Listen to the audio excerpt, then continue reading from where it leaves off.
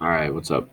This is the lesson video for section 4.6. All right, 4.6, we're talking about three things, but we will only cover two of them in this lesson video. But the main thing is it's called the multiplication rule for independent events. All right, that's our first learning target. We're going to do that to calculate probabilities. And then we're going to calculate probability of an event of at least one event happening.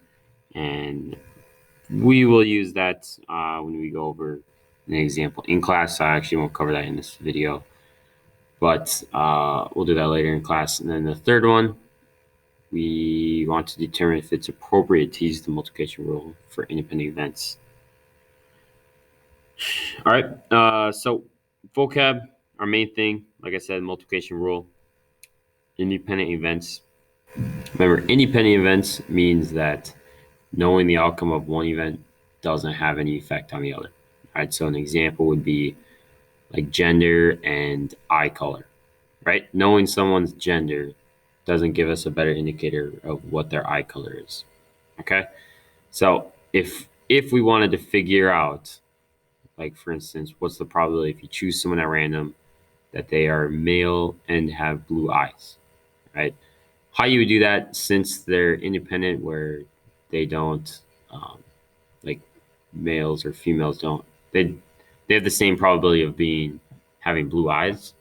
To find the probability, all you need to do is you need to find the probability of someone being male, and then also the probability of someone being having blue eyes.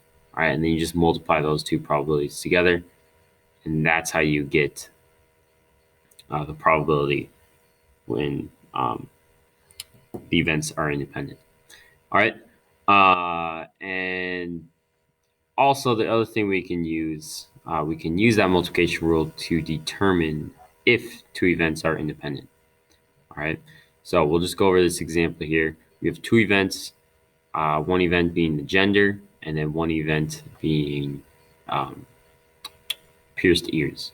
All right, so event A down here, event A is that the person is male. Event B is that they do have pierced ears. All right, so we're trying to figure out, are these two events independent? If they're independent, that means the probability of having pierced ears would be the same for male and female.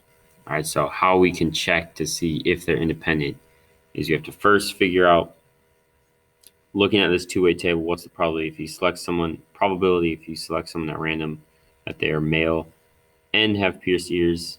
There are 19 out of 178. So the probability was 0.107. You chose someone at random that they are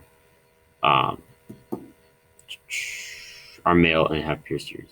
All right. So if those two events were independent, that would mean that if we just figured out what's the probability of someone being male and probability of someone having pierced ears, if we multiply those together, they should have the same probabilities. But as you can see, the probability of someone being male, as far as this experiment, was 90 out of 178.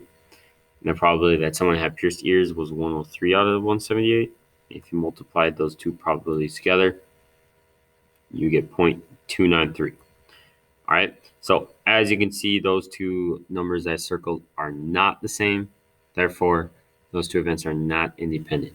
All right. Because if you think about it, males tend to have their ears aren't as pierced as often as females, right?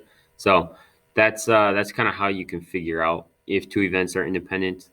All right, if you have a two-way table like we do here, it makes it a lot easier. All right, so when we get into the examples in class, we'll talk about probability of at least one event happening. All right, so that's kind of the third thing from this lesson. All right, so that's all I got. Thank you for listening, and we'll see you in class. Peace. This will stop. There we go. All right, see you.